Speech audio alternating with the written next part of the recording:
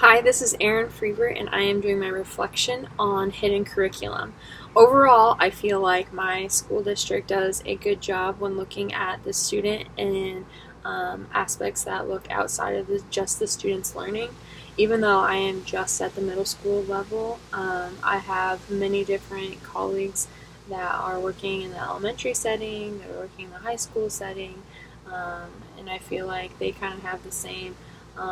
goals and expectations for them and themselves and their students inside their classroom. For my specific middle school, I felt like with the principal I was with the last 3 years, he had the motto that, building relationships with students was a number one goal of his, and he kind of reflected that on that we needed to have that kind of our same goal as well. And then inside my classroom, I feel like hidden curriculum is happening every single day. Just because I have a great opportunity to teach something that is kind of outside of, I would say, the normal classroom setting, which is family and consumer sciences. My students are learning things that they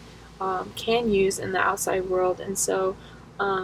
every day I try to tie in something that is what you would say a hidden curriculum aspect, just because I get the opportunity to not only do something different that they don't get to do maybe in a math class or a language arts class, but I can use the experiences that they're doing in my classroom and reflect it into a real world situation, which I think is kind of a big thing when I think about hidden curriculum. I think that the hidden curriculum impacts my students a lot because I am finding ways to relate with them, to relate with the real world, tying it into the real world thing so that they can see that, okay, this is why I'm learning these things, this is why I'm needing to know why it's so important to measure out a 1 cup of flour in a dry measuring cup versus a liquid measuring cup. At the same time, while my students are in the classroom, they are learning about cooperation skills, how to work with one another,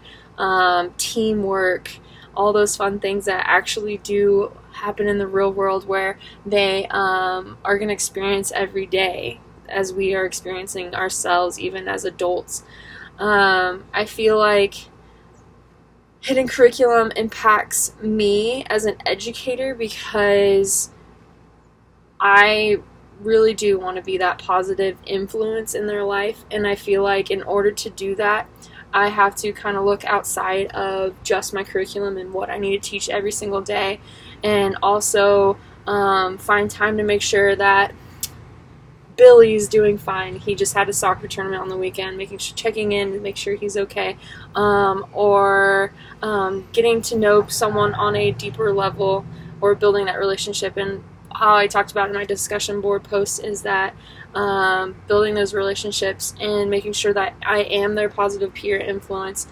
so that they can turn to me and confide in me in situations, because middle school is such a, I would say, kind of a more awkward few years in their lives, just because they're truly like going through a lot. They're just learning how to kind of be more independent. Friends are changing, their bodies are changing, their mind is changing in a way that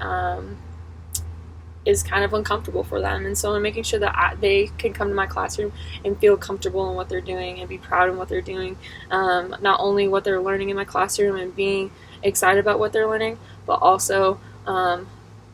making sure that I'm making a positive impact and making sure that it goes further than just my curriculum. So overall, I feel like hidden curriculum is easy for me to tie into my classroom. I just have to make sure that I'm doing it in the right ways and making sure that I'm doing it in a meaningful way, and making sure that my students can be these awesome, positive citizens of society at a young age. So that is my reflection on hidden curriculum.